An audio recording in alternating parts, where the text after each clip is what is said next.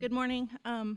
First, I would like to thank Chuck and Richie and Paul and April for inviting me to attend this conference today. I've never attended considering the Century conference before, but a number of my students had asked about it in class and had mentioned it to me, which helped me realize that this conference it's incredibly important to faculty and students at South Dakota State University, but also to community members in general. So I feel really honored to be asked to speak here today. Like Richie said, I'm going to talk a little bit, I'm actually going to talk about two things today. I'd like to talk about my dissertation, but I'd also like to talk about my work in the Native nonprofit sector, which I think has had a tremendous impact on my scholarly work.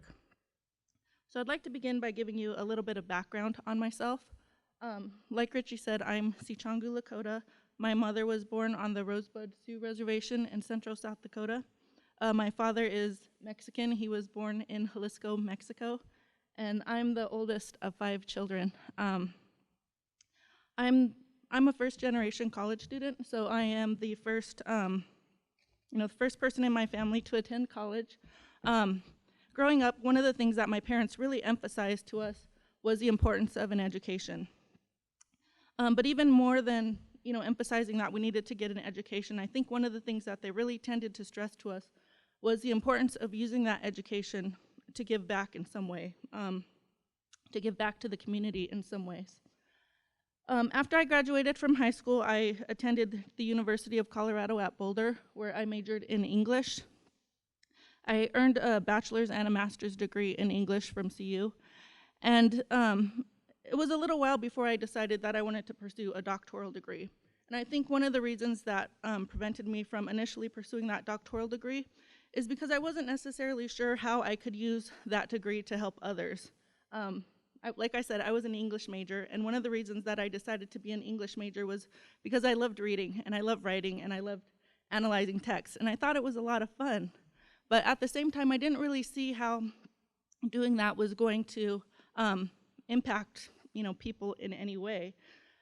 So one of the things that I decided to do after I graduated from high school is, after I graduated from college is I decided to enter the workforce. And I got an internship at the American Indian College Fund. And this internship really ended up just sort of changing my life and sort of really just shaping and influencing my scholarship. At the American Indian College Fund, I had the opportunity to work with Native students like myself who were the first in their families to attend college. I would, help these students apply to college, help them fill out their scholarship applications, their financial aid applications, and that was a really rewarding experience. Now, one of the things I was also able to do at the American Indian College Fund is I helped write and research a report on Indian education. And one of the things that I learned while writing that report was how few Native teachers there actually were. And so what that did is that inspired me, to continue on to the PhD program and to use that doctoral degree to, become a teacher and to help educate, again, Native students like myself who hadn't had those role models. And so that was one of the reasons that I ended up deciding to pursue a doctoral degree. But I think one of the other really important impacts that, that work had on my scholarship is it helped shape my thinking about Native American people and Native American literature. I think when you're just a scholar, you're used to dealing with these abstract theories. When I was working in the Native nonprofit sector, I started to realize I wasn't just working with these abstract theories. I was actually doing work that had the potential to impact actual people and actual communities, and I think that's really helped shape and influence my work. And so one of the things that I'm really conscious of, or at least I try to be really conscious of in my work, is I try to think about how is my research going to impact Native people? How is my research going to impact Lakota and Dakota people? And so as Richie mentioned, I am currently working on my dissertation, which focuses upon the Dakota literary tradition. And so I wanted to define that term for you. What do I mean when I say the Dakota literary tradition? The Dakota literary tradition for me is a rich and complex tradition composed of oral stories that have been translated and retranslated into written form by many different writers and scholars to serve various and at times opposing political agendas. Now, one of the reasons I characterize the Dakota literary tradition as rich and complex is because Dakota literature hasn't simply been handed down from generation to generation, from ancient Dakota oral storytellers to more modern Dakota writers and scholars. In the mid-19th century, Dakota literature was intercepted and colonized by several Christian missionaries, included Stephen R. Riggs, who you see in the circular picture up there, and the Pond brothers, who are in the middle. These Christian missionaries helped colonize the Dakota literary tradition, and they helped transform the Dakota oral storytelling tradition from this oral form to a written form that was based on an English alphabetic script. Now, since that time, modern and contemporary Dakota writers and scholars, such as Ella Cara Delora, whom you see there, and Elizabeth Kicklin, Zakala Shaw, Charles Eastman, who you all see there, they have struggled to reclaim and revitalize the Dakota literary tradition. So the purpose of my dissertation project then is to start critically examining how Christian missionaries colonized the Dakota literary tradition, and more importantly, to start examining how Dakota writers and scholars have responded to these efforts. Now, instead of simply telling you about my dissertation project, what I wanted to do today is I wanted to do an exercise that I actually did with my class, and I see several of my students here, so for a lot of you this is going to be a repeat. But we did this exercise in class where we started to compare two different representations of the Dakota myth, Fallen Star. And one of the reasons that I asked my students to compare this myth is I wanted them to start to see the differences. I wanted my students to start to see how writers use these traditions in different ways. And I wanted them to start thinking about what impact do these literary representations start to have on our knowledge and understanding of the Dakota Nation. And so what I'd like to do today is I would like to read both an excerpt from two of these translations. This first translation is written by Stephen R. Riggs, and it's like I said, it's a translation of Fallen Star. What I'd like to do is I'd like to read these two translations back to back, and then I would like to ask the audience to start to think about how these two translations are different. So I'll just go ahead and read the first translation. This first translation was published, I believe, in 1873 in Riggs's newspaper, the Word Carrier. And so I'll just go ahead and read this story to you, and I put it up on the slide so that you could follow along. And this one slide represents the entirety of Riggs's translation. He says, "A people had this camp, and there were two women lying out of doors and looking up to the shining stars. One of them said to the other, 'I wish I had that very large and bright shining star as my husband.' Whereupon they say both were immediately taken up. They found themselves in a beautiful country which was full of beautiful twin flowers. They found that the man who shone brightly was a large man, while the other was only a young man.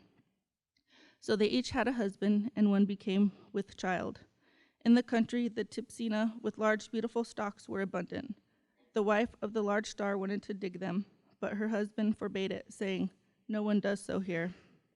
Then the encampment moved, and the woman with child, when she had pitched her tent and came inside to lay the mats, etc., saw there a beautiful Tipsina, and she said to herself, 'I will dig this, no one will see it.'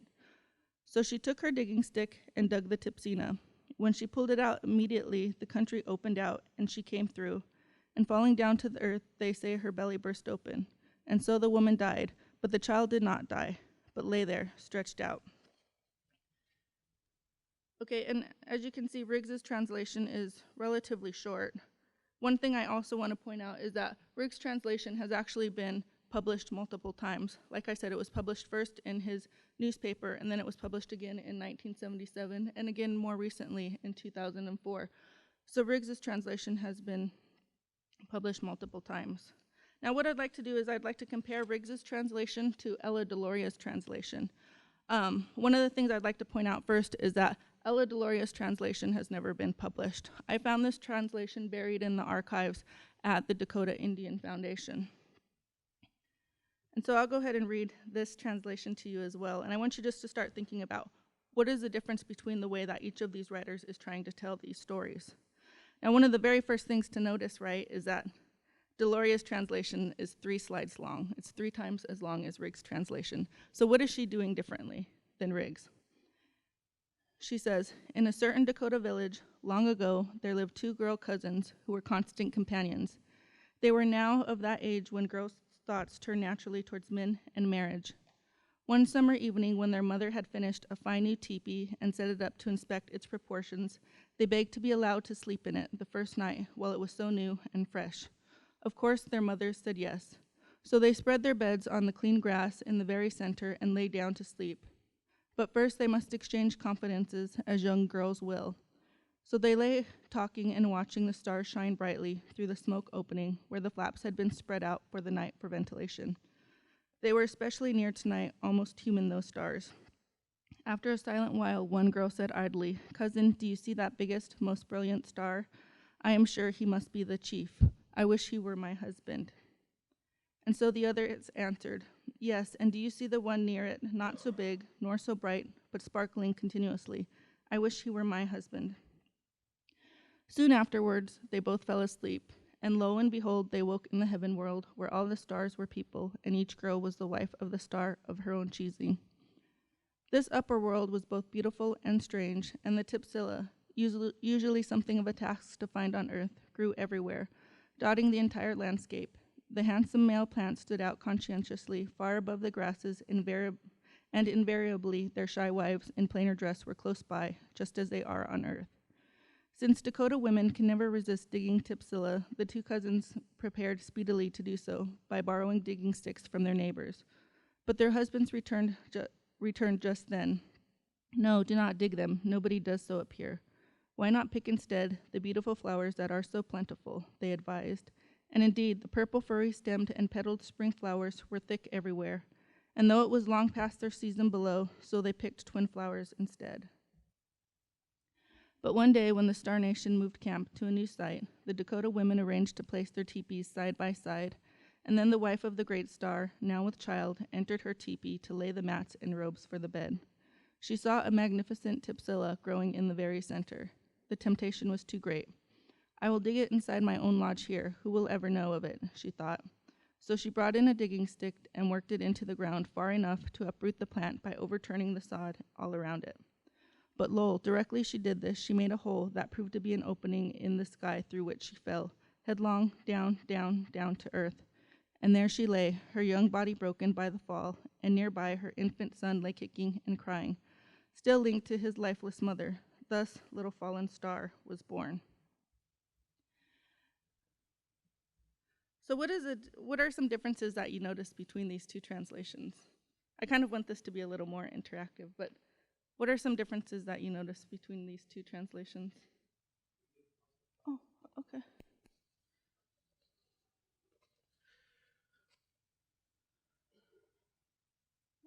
Katie? I'm really pleased to have that you had this translation of this story by Ella Deloria, because I've never seen it before. And but one thing I noticed is that she used her knowledge of the tribe and the culture to explain things that were not explained in the Riggs one. Yeah, and one of the examples is that, right, is that Deloria, she starts talking about pitching the tent and laying down the mats and all of these different things. Well, Riggs, he just completely skips over that, right? He just says, etc. And so that's one of the examples of him taking what he thought was an insignificant part of the story out of it. He didn't think it was relevant to tell, his readers about Dakota culture or traditional practices, and so he took that part of it out of it. Were there any other differences? The second one was very, very colorful. You could just see the pictures, you could see the colors. It was very descriptive, and you could just visualize it all. The other one was kind of like just gray, and just words, but the second one was very, very colorful. Yeah, I agree with that. And I think one of the main reasons that these stories are being told in different ways is that Riggs and Delora had two very different reasons for telling these stories, right? When Riggs told these stories, he was telling these stories because he thought it was a way to document a culture that he believed was dying, that was going to be extinct. Delora, on the other hand, I think is doing something different. Yes, the story is more descriptive, and I think that has to do with the fact, right, one, she's a part of this culture, this community means something to her, but I think it also has to do with the fact that she's treating these stories as literature. Riggs wasn't treating these stories as literature. He was treating them as these extinct, static cultural artifacts, remnants from the past. Delora was trying to reclaim these stories, and she was trying to use them as literature so that she could help educate future Dakota writers and scholars. So I think that they had two very different reasons for, using these stories. Any other differences that people know that I might have missed?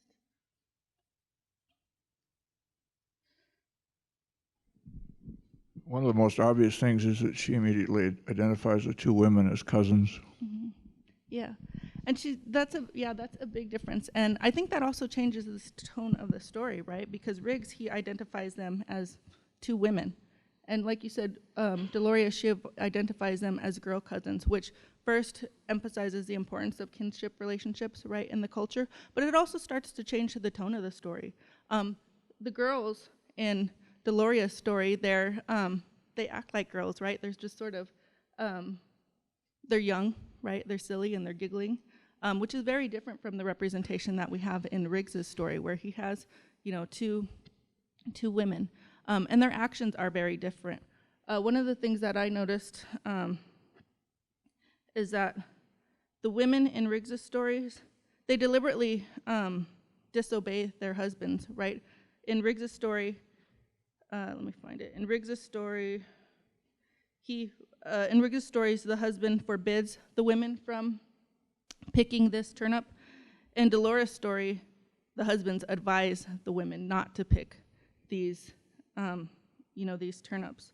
And I think there are a number of differences like that in the text. And my students, since some of my students are here, I'm going to point out a few other things that they had mentioned to me. One of the first things they mentioned is that Riggs, he generically says people. He's talking about a people.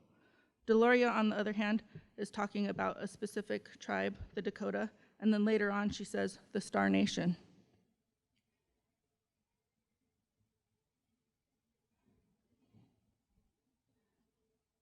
And so again, just reaffirming the idea that Delora is writing about a community that is, personal and that is important to her. One of the things that, and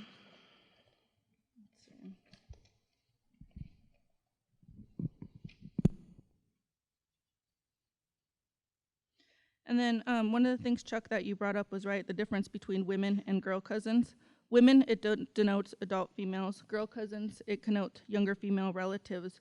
And indeed, the two girls in Delora's story are a bit younger, a little sillier, more innocent. And the two women in Riggs's stories, they're not quite so innocent, right? Like I said, they deliberately disobey their husbands who strictly forbid them from picking the tipsilla. And these subtle word changes, I think, what they indicate is that Riggs and Delora are telling two similar and yet two very different stories. In his translation, Riggs is reimagining the story of Genesis, right? Instead of being tempted by a forbidden apple, the woman in Riggs' story is tempted by these forbidden turnips. Now, traditionally, women, they have received the major blame for the fall of humanity. And as a result, these women tend to be punished with death. Now, admittedly, the mother of fallen star, she dies immediately, unlike Eve, who lives for hundreds of years. However, the end result is still the same, right? Both women die. They die as a punishment for disobeying a higher power. And I think in many ways it makes sense that Riggs would reimagine fallen star in biblical terms, right? He was a Christian missionary. According to his autobiography, his goal was to, quote, put God into the thoughts of their speech. And so I think Riggs ended up, like I said, transforming these Dakota stories. And again, he did it because he assumed that He did it because, one, he wanted to help Christianize Dakota Indians, help assimilate them to mainstream culture. But he also did it because he assumed that these traditions wouldn't live on in any way. And unfortunately, in some ways, that's what happened. Because, like I said, Deloria's representation was never made public. It was never published. It was never available for public consumption. And I think that's troubling, right? We have a writer who is trying to write a representation that has the potential to strengthen and empower her community, and yet her voice is silenced. And it's been silenced for, probably 100 years now. And yet, we need to start asking ourselves, why is Riggs' translations being published, more than once, multiple times over the past 200 years, just as recently as 10 years ago? And so what happens when, stories, one of the things I suspect is the reason that Deloria's story was never published is because Riggs' story already exists. Publishers probably thought, well, we already have, one translation of the story. Why do we need another? There's not a huge difference between between these two stories. The content is similar, right? These two stories are about the same mythic hero, his birth, and several of his adventures. The content of the story is similar, and yet the context and the meaning of the story changes with these small, subtle differences in word choice, in tone, in diction. It alters the meaning of the story. And in a lot of ways, I just think that it's just really unfortunate that Riggs's translation ends up silencing Deloria's voice. Silencing Deloria's voice and preventing her from reclaiming these stories and for revitalizing them for future generations of Dakota writers and scholars.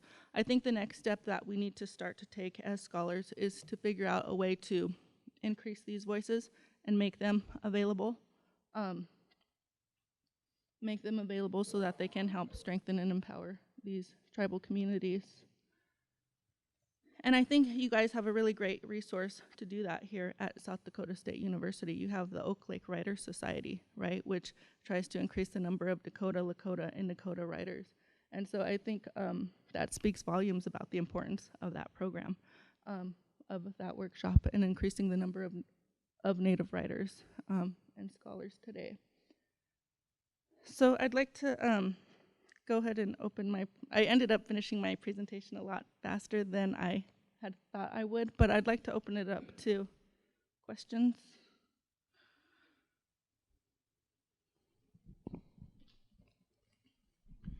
I like your argument, except it's problematic for us white guys.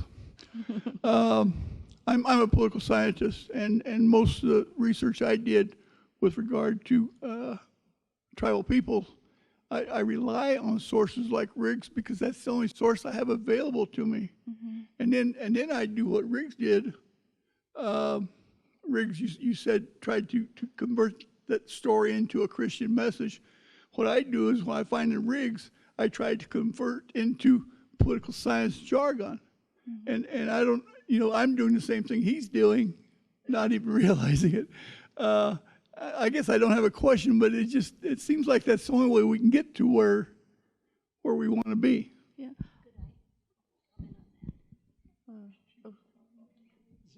Or do you want to, you respond first. Okay. Well, I think one of the things that I want to point out is that a lot of times we think that these two voices are, diametrically opposite and that they're enemies in some ways. And I'm not really saying that, Riggs was promoting a false representation of Dakota nationhood and Delora was promoting an authentic representation of tribal nationhood. What I think I'm trying to argue in my dissertation is that it's time for us to start at least thinking about the differences between these two literary representations. We need to start thinking about the differences between these two representations.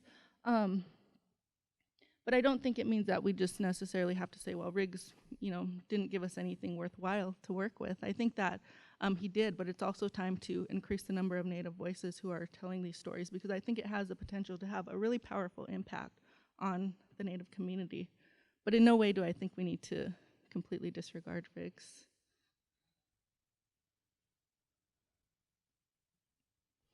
I totally agree with that because all of these, all of the oral stories existed in versions. There was no right version, no wrong version. And Riggs' version actually is more close to an oral telling if one had just had a tape recorder. And because all of the embellishments and explanations that Delora put in would have been unspoken in an original oral telling, because everybody there listening would have known about it already. And but to get back to the point of what versions are available, that just goes to reinforce what you said. These other versions need to be published, and maybe the Oak Lake writers could have could have as part of what they're doing, publishing some of the older things that are just in manuscript. But as you said, it isn't that one version is right and one version is wrong, because these stories always existed in multiple versions. Yeah. Yeah. And that's one of the ways that you see the oral storytelling tradition being continued and perpetuated in literature, because we have one story, but we have it being interpreted multiple times in multiple ways. And you're right, that's exactly what happened in a lot of ways with the oral tradition, right? These stories change from speaker to speaker, generation to generation. And I feel like they're still doing that in this literary form. You had mentioned that when you start thinking about the differences between these translations, and that they could have some powerful impact on the Native community. Can you articulate or speculate as to what some of those impacts might mean for the future of the Dakota literary tradition? Yeah, well, one of the things I think is that, a lot of times Native people aren't seeing themselves reflected in the language in their literature. They're seeing themselves filtered through these colonized lenses. And so I think it would be incredibly beneficial for students to have these representations, these positive representations of their culture in their language. I think that helps. It helps, strengthen their cultural pride, and I think it helps empower them and lays the groundwork for, even better work in the community. So I think that that these representations are powerful, and it is important to start including that tribal voice in this conversation.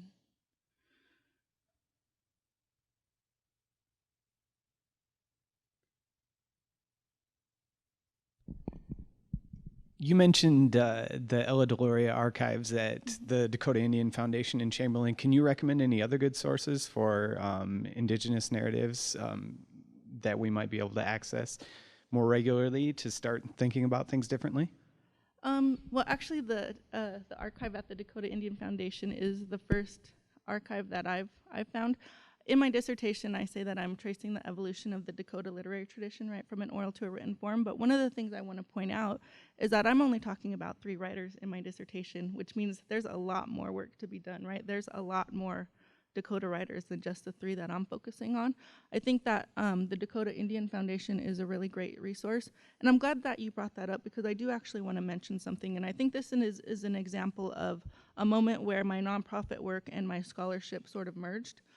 The way that I learned about the Dakota Indian Foundation is because they're one of our grantees at First Nations Development Institute. And I was writing a story about the Dakota Indian Foundation, and I found out that they had this archive, and they invited me to come look at some of these materials.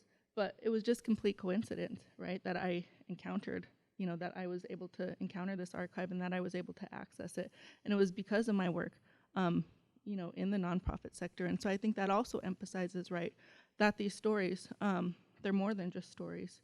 They are relevant to our communities, and, we're still working with them today. As our grantee, the Dakota Indian Foundation wanted to help preserve these stories and make them accessible to other people. And by doing that, I was able to find this archive. One of the things I want to point out, too, is that this archive was recently digitized. So you can find it online if you Google Ella Delora archive. You can Google, you can Google it, and you can find her manuscript with all of her written notes on it. And so it's a really powerful resource.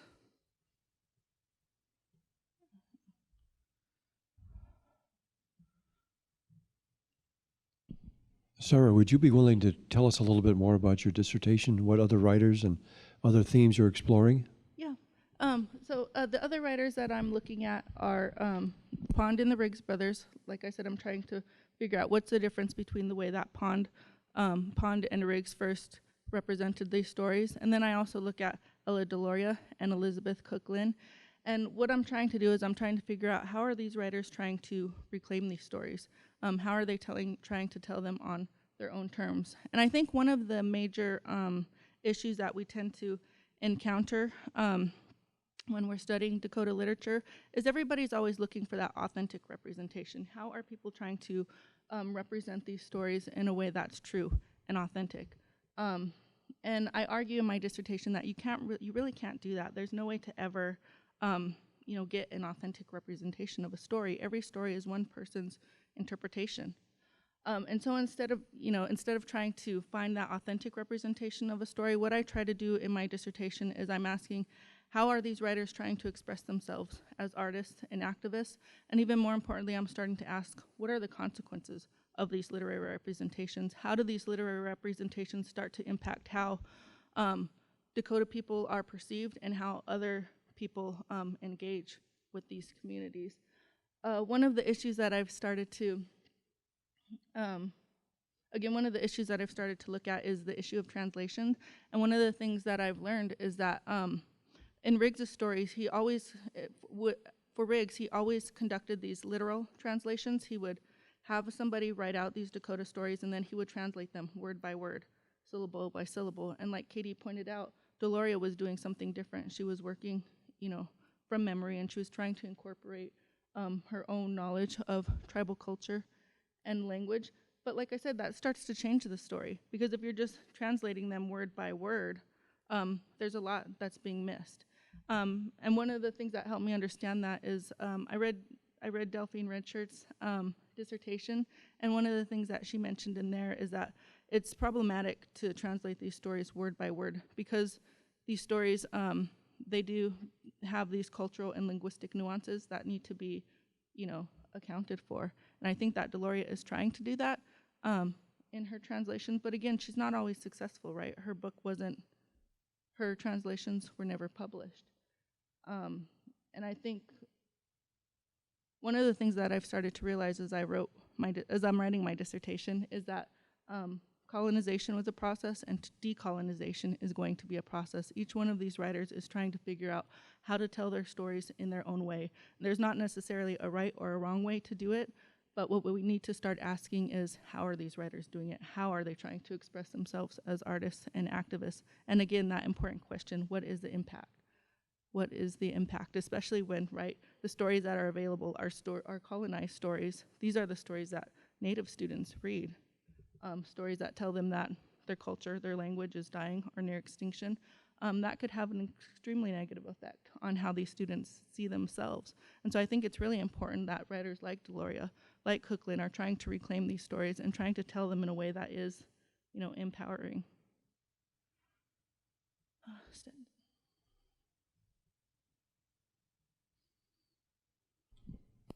Has there been any attempt to get Deloria's archives published? And if not, do you see that as happening at any point in the future? She's getting published more and more, right? Her first book, Water Lily, was published in 1988. And then in 2006, her book, The Dakota Way of Life, was published. I don't know if those other unpublished manuscripts will be made available for publication. I really don't know.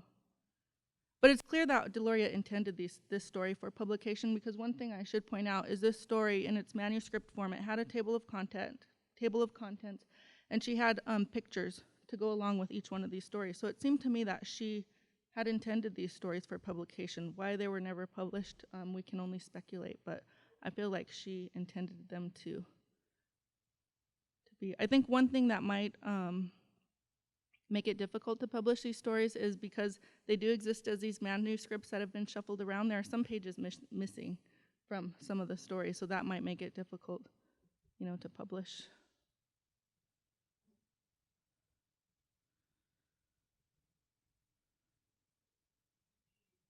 Obviously. Ooh. Oh, it is? Let's see. In the back in the olden days, like, you know, oral storytelling, it wasn't written down.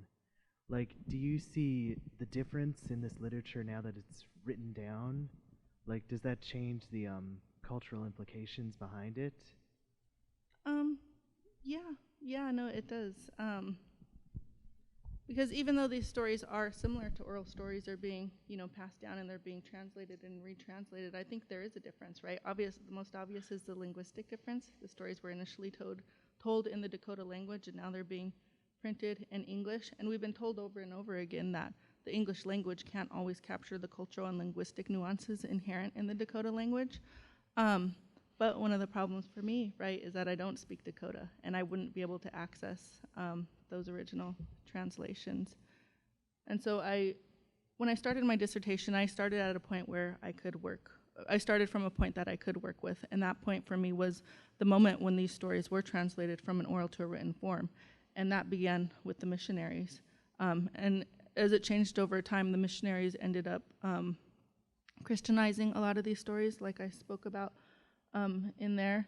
And what I argue in my dissertation is that missionaries ended up ossifying these stories. They took these vibrant, dynamic, and fluid stories, and they turned them into these static cultural artifacts. And I think you've seen that in the example too, where, right, Riggs's translation is condensed into this one slide, and Deloria's translation is much longer, much more descriptive, and I think has the ability to capture a lot of those cultural and linguistic nuances.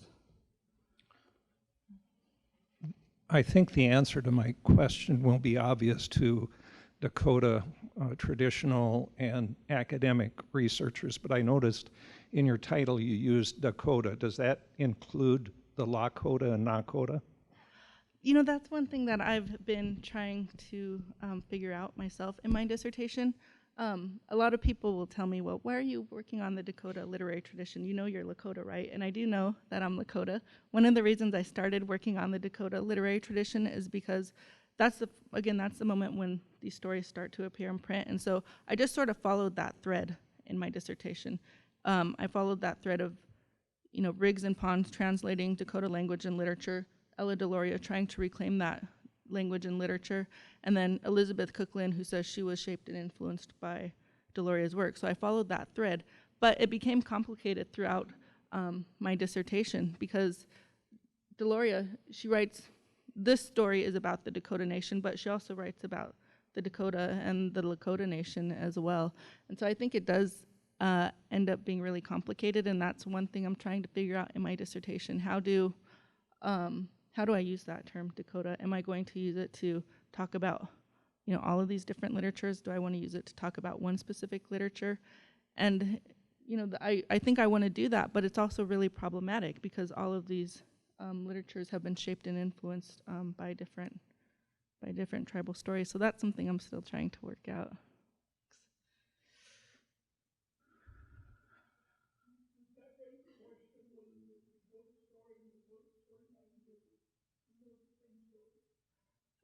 If they're both different? Well, I think all stories are different. We can say that the Fallen Star is, you know, this is a Dakota story, but as we've seen in this example, we have one story, similar content, but it's very different. It changes the way it changes given the person who's telling the story. So I think, yes, I think that Lakota culture has the potential to, it will change the story. Lakota culture and language, it will change the story. But I think there are a lot of factors that will change the story too.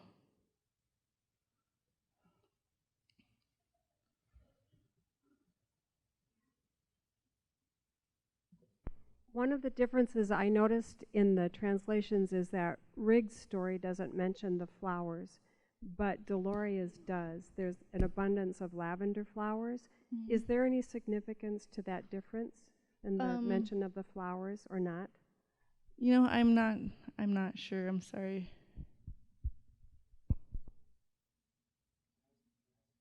Yeah. Yeah, I was just wondering, again, maybe this will sound like I'm pitching English studies, but maybe I'm not. But I just am curious to know what your undergraduate training is, or right? And basically how you see yourself as a literary critic, a historian, an anthropologist, you know, how I guess particularly skills in reading. I'm wondering what your training was before going into this. Okay, so I earned both my undergraduate and graduate degrees at the University of Colorado at Boulder in English. And I think one of the really great things about my department is they really encourage an interdisciplinary approach. And so I think my close reading of this text, it is shaped and influenced, one, by my abilities, by my training as a literary scholar to read the text closely, but it's also influenced by culture and language and history. I think all of those come into play, and I think that's a good thing. I think it helps give us a more nuanced reading of these stories. So.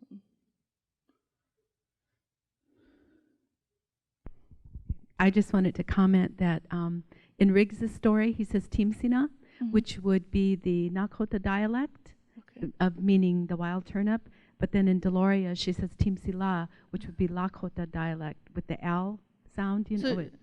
So the Timsina it means wild turnip, or Timsila, it's the same thing. But I just noticed in Riggs that he must have been translating maybe from either Dakota or Nakota, because when he says the word for wild turnips, he says Timsina spelled with an N, and then Deloria hers is Timsila with the L, with the Lakota dialect, And so I just picked up on that, and I just want to make a comment is that I am really enjoying the things that you're saying, and the dissertation. I just think it's wonderful, because I think sometimes we forget that the author, the ones that are writing, we as the readers, when we're reading it, sometimes we forget the influence of that author. Like, what was their relationship with the people?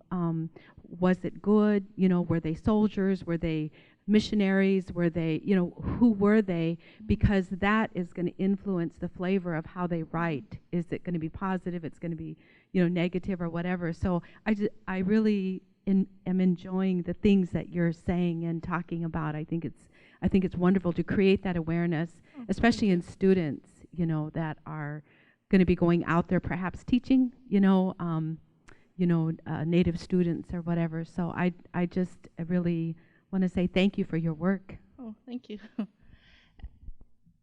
And so you said Deloria's version was Lakota, right? Deloria's version was Lakota? Because one of the interesting things is I was kind of wondering about that. But the stories are titled Dakota Legends. So I was wondering, she spoke both dialects. Yeah. Yeah. Yeah. Yeah. Good. Thank you. Thanks for that. Is there anything else?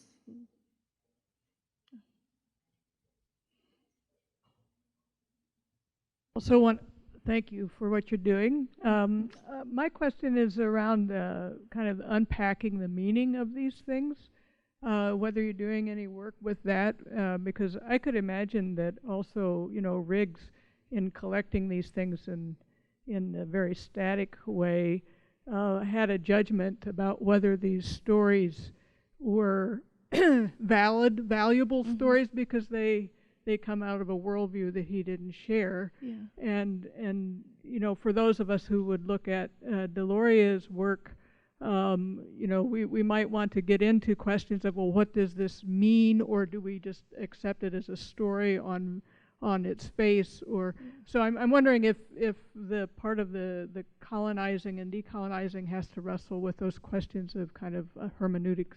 Yeah, well, that's one thing I've been doing while I've been studying these stories, is I've also been looking at the writer's background. And Riggs, I've been reading his diaries, and one of the things that I do notice is that he doesn't talk about Dakota language or these stories as literature. He doesn't even, well, I guess it's actually Pons. Pons has an entire section where he talks about all of these Dakota knowledge systems, but literature isn't one of them. He assumes that Dakota people didn't have, apparently the knowledge or the creativity to, write these stories as literature. And so he didn't see them as literature, and neither did the Pond brothers. And I think that's why they're represented in the way that they are. They're represented as these static cultural artifacts that will tell us about the past, but they're not actually literature. Or they didn't consider them literature, which is completely different than the way that Delora views these stories. She says that these stories also have fictional elements, and that the writer helps shape and influence these stories as well. I've noticed that in some of her research, and so they are treating these stories in two very different ways. One, as a static cultural artifact, and one as literature. One as this legitimate knowledge system, Delora, and one as a non-existent knowledge system.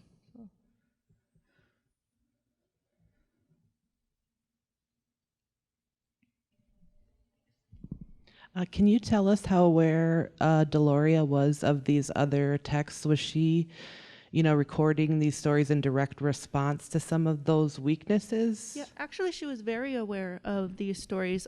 Franz Boas hired her in 1927 to start translating and correcting missionary stories, Pond's, Riggs. If you go to the American Philosophical Society, there are 40 stories there that she had went through and looked at. And in her notes on all of these stories, she keeps saying, she keeps writing notes like, these stories are Christianized. This is a Christianized representation of these stories. So she was very well aware of Riggs and the Pond brothers' translation of these stories. And I theorize that, this manuscript that she intended for publication, it was her attempt to respond. But again, that attempt to respond was something that was ignored because she was never able to, publish these stories. But yes, she was very aware of these translations.